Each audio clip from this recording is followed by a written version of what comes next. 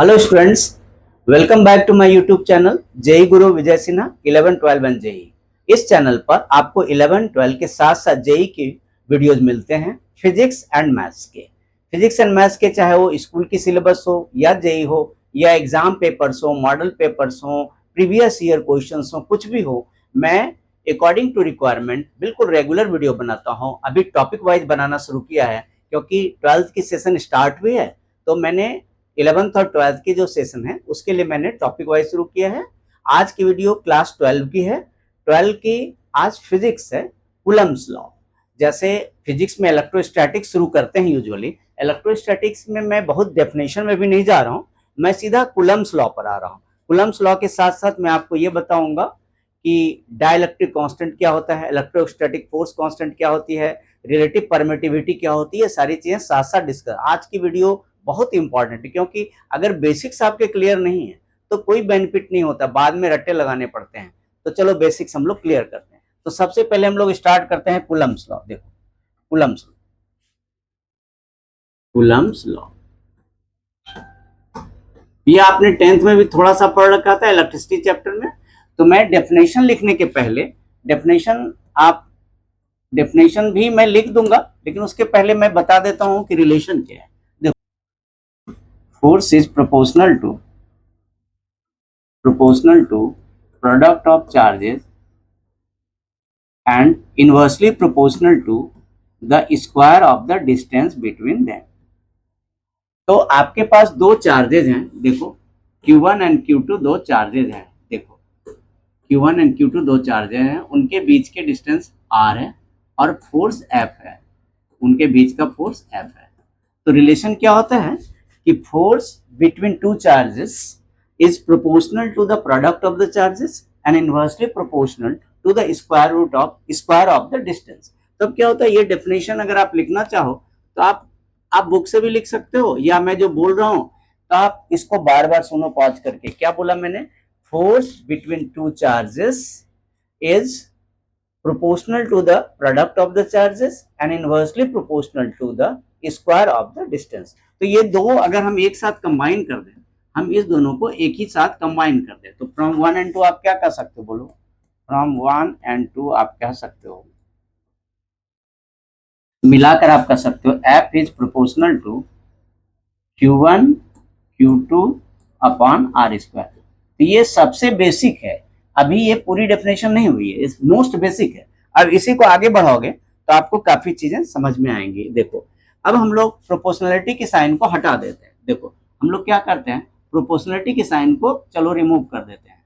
तो अगर हम हटाएं तो क्या होता है, देखो प्रोपोर्शनलिटी की साइन को हटाने पर क्या होता है, एक कांस्टेंट लगता है। F is equal to K Q1 Q2 upon R square.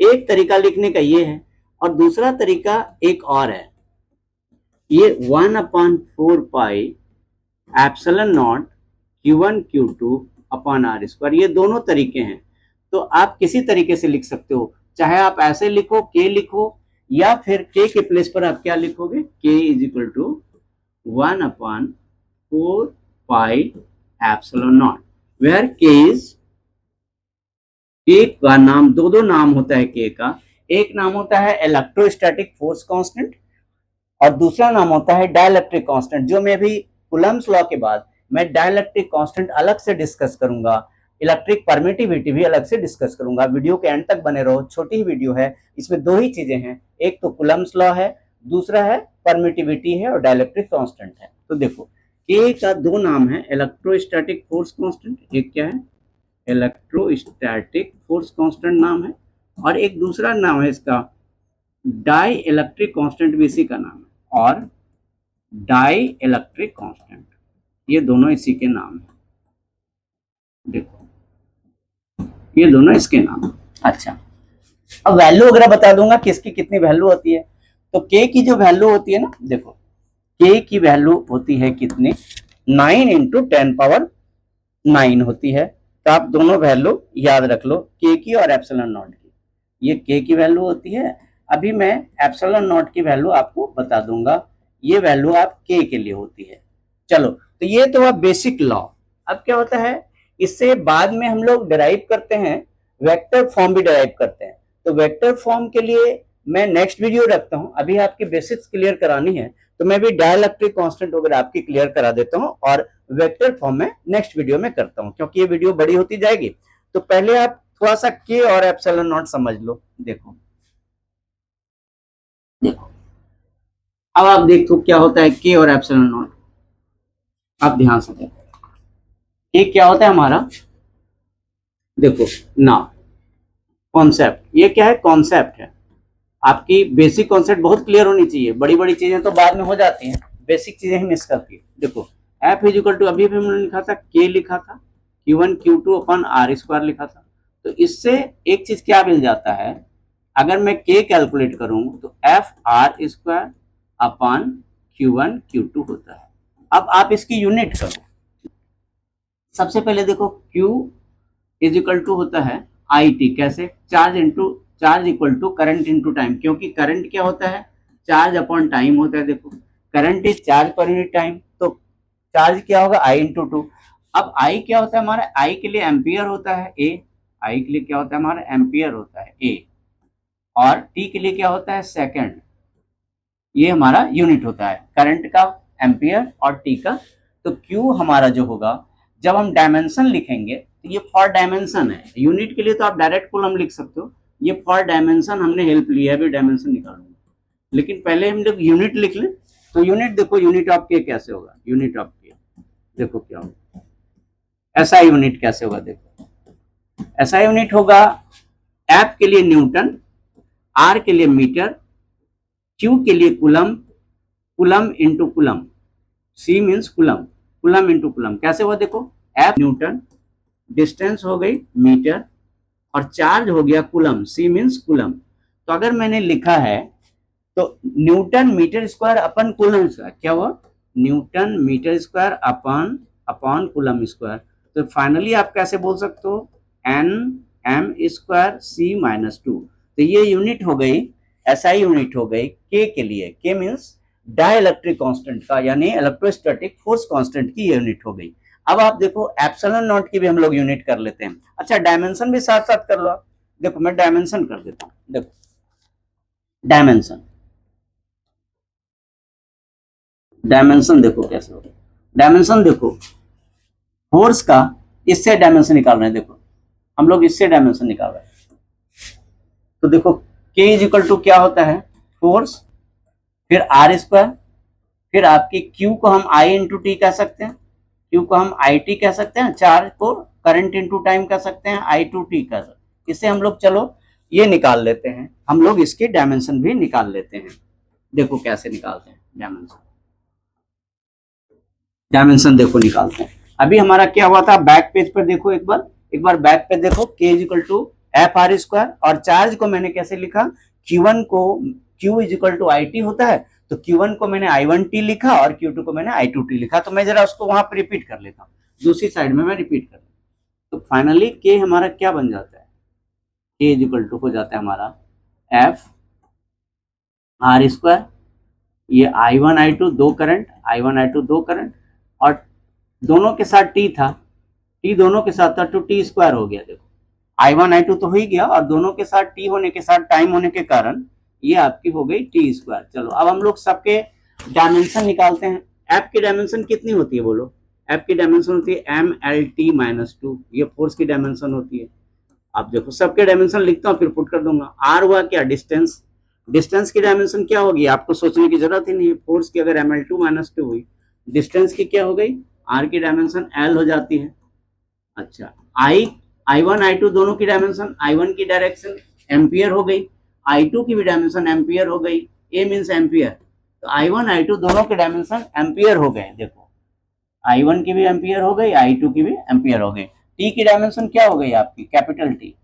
तो हम सारे डायमेंशन एक बार यहाँ पे पुट कर देते हैं, देखो सारे डायमेंशन पुट करते हैं, तो देयरफॉर डायमेंशन ऑफ के क्या हो जाएगा, सब कुछ पुट करके देखो क्या हो जाएगा, ये देखो M L T minus two, फिर आर स्क्वायर के लिए एल स्क्वायर अपॉन, ये देखो I1 I2 के लिए ampere into ampere, I1 I2 ampere into ampere, time के लिए टी स्क्वायर। तो अब हम सारे एक बार अरेंज करते हैं, तो डायमेंशन देखो के की क्या मिल जाती है, एल पावर 3 टी पावर -4 ए पावर -2। कैसे हुआ देखो ध्यान से, मैंने क्या किया, नीचे जो ए स्क्वायर था उसको न्यूमरेटर में ए पावर -2 लिखा है, और जो टी -2 ये -4 हो गया है।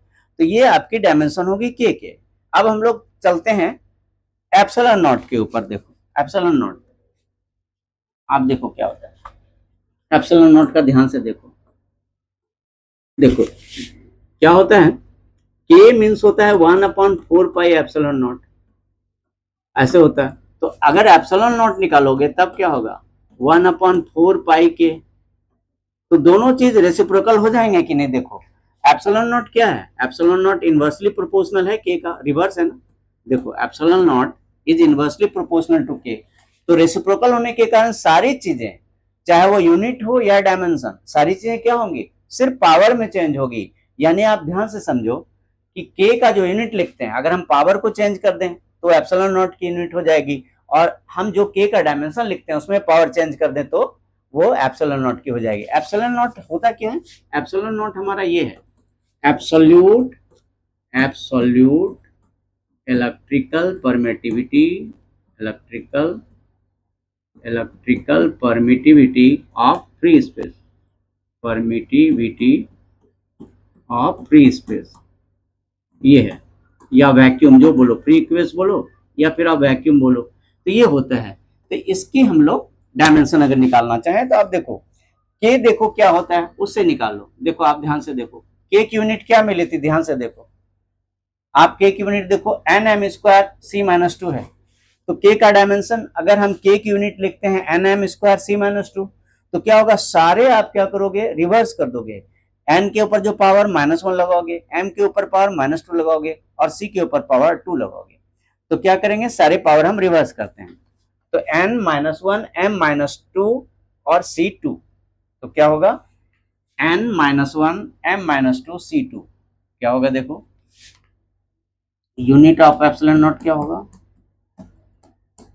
देखो क्या होगा, ऐसा यूनिट एप्सिलॉन नॉट का ये होगा n-1 फिर m-2 m-2 और c जो था पहले माइनस था यहाँ पे प्लस हो जाएगा। तो आप देखो कि क्या हुआ, बिल्कुल रिवर्स हो गई। आप ध्यान से देखो, सिर्फ रिवर्स हो गया नहीं, देखो n-1 हो गया, फिर आपको m-2 हो गई और c² हो गया। अब देखो जब हम लोग डायमेंशन करते हैं तो डायमेंशन में भी क्या होगा, सिर्फ सबको रिवर्स कर दो। आप देखो यहाँ डायमेंशन क्या मिली थी, देखो अभी अभी के की डायमेंशन कितने मिली थी, देखो m-L3 t-4 a-2। तब क्या करो, सारे रिवर्स करो। तो के की डायमेंशन अगर ये है तो एप्सिलॉन नॉट की डायमेंशन क्या हो जाएगी बोलो, इसको रिवर्स कर दो। एप्सिलॉन नॉट की डायमेंशन क्या हो जाएगी बोलो, सबको करो, m-1 L-3 t-4 a²। अब देखो क्या हुआ, सारा सिर्फ साइन सबके बदल गए।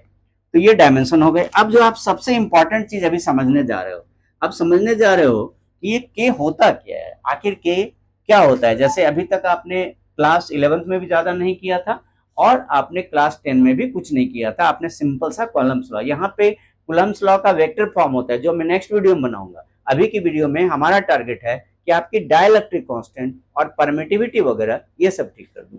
तो चलो हम लोग आगे करते हैं, हम लोग डाइलेक्ट्रिक कांस्टेंट या परमिटिविटी पर बात कर लेते हैं। चलो ये देखो, अब हम लोग करते हैं के, दैट इज डाइलेक्ट्रिक कांस्टेंट, या फिर और इसी को करते हैं रिलेटिव इलेक्ट्रिक परमिटिविटी। इसे क्या बोलते हैं हम, relative electric permittivity, relative electrical permittivity ऐसे बोलते हैं। ये समझना बहुत जरूरी है आपके लिए, परमिटिविटी। देखो तो जरा करते हैं, हम पहले डेरिवेशन करेंगे फिर हम लोग डेफिनेशन बोलेंगे। पहले डेरिवेशन कर लेते हैं। देखो इन वैक्यूम क्या होता है, देखो in vacuum force of attraction क्या होता है।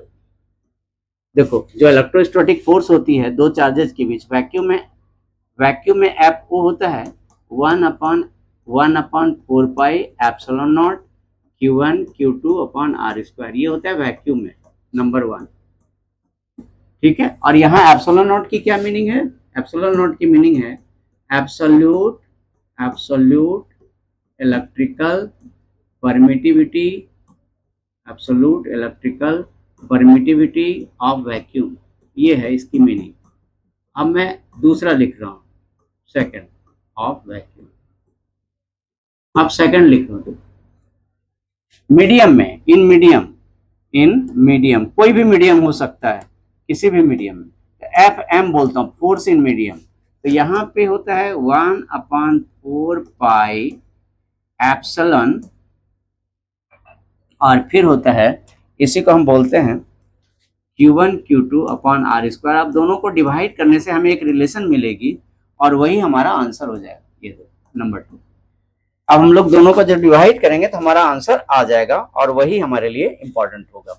अब डिवाइड करके देखो, जब हम 1 और 2 को डिवाइड करते हैं तो हमें एक बहुत इंपॉर्टेंट रिजल्ट मिलता है, जिससे समझ में आ जाता है कि डाइलेक्ट्रिक कांस्टेंट K क्या होता है या relative electrical permittivity psi R क्या होती है। इसका सिंबल ये होता है, इसको बोलते हैं कैसे, इसको बोलते हैं एप्सिलॉन आर, ऐसे बोलते हैं। K को, K दूसरा नाम है, K जब हम लिखते हैं in place of K we can write epsilon R. तो वो दिखाता हूँ, इक्वेशन 1 डिवाइड बाय इक्वेशन 2। तो डिवाइड करने से हमें क्या रिजल्ट आता है, एफ ओ इधर होगा, इधर एफ एम होगा। तो डिवाइड कैसे होगा, देखो एफ ए की वैल्यू, एफ ओ की कितनी थी 1/4 pi epsilon naught Q1 Q2 upon R square, और यहाँ क्या था 1/4 pi epsilon Q1 Q2 upon R square. अब दोनों को जब डिवाइड करेंगे तो आप देख रहे हो कट रहा है, तो ये पूरी चीज पहले कट गई, तो बची क्या कटने के बाद, F naught upon F M क्या बचा, देखो क्या बचा, ये बचा 1/4 पाई एप्सिलॉन नॉट, और ऊपर की तरफ रिवर्स होकर चला गया 1/4 पाई एप्सिलॉन। ठीक है, ये चला गया, तो हम दोनों को काट देते हैं, चलो 4 पाई को काट देते हैं, तो फाइनली क्या बचता है, F O upon F M, F O upon F M finally बचता है हमारा साई अपॉन एप्सिलॉन नॉट, क्या बचता है, एप्सिलॉन अपॉन एप्सिलॉन नॉट। इसी को हम कहते हैं एफ अपॉन एप्सिलॉन नॉट का दूसरा नाम एप्सिलॉन आर है, F O upon F M is equal to epsilon R, और इसी को हम के बोलते हैं। तो के की क्या मीनिंग हो गई, तो फ्रॉम वन एंड टू हम क्या कर सकते हैं, देखो ये क्या है, इस दोनों के रेशियो को ही, ये जो दो रेशियो है ना, इसी को हम एप्सिलॉन आर बोलते हैं। देखो ध्यान से, किसको बोला, epsilon upon epsilon not, E upon E not बच्चे पढ़ते हैं, एप्सिलॉन अपॉन एप्सिलॉन नॉट को ही एप्सिलॉन आर कहते हैं, और उसी को के कहा जाता है। तो आप फाइनली आप क्या लिख सकते हो, फाइनली हम ऐसे लिख सकते हैं, फाइनली हम कनेक्ट करके लिख सकते हैं, फाइनली हम लिख सकते हैं F naught upon F M is equal to epsilon upon epsilon naught is equal to epsilon R is equal to K. ये सबकी मीनिंग एक है।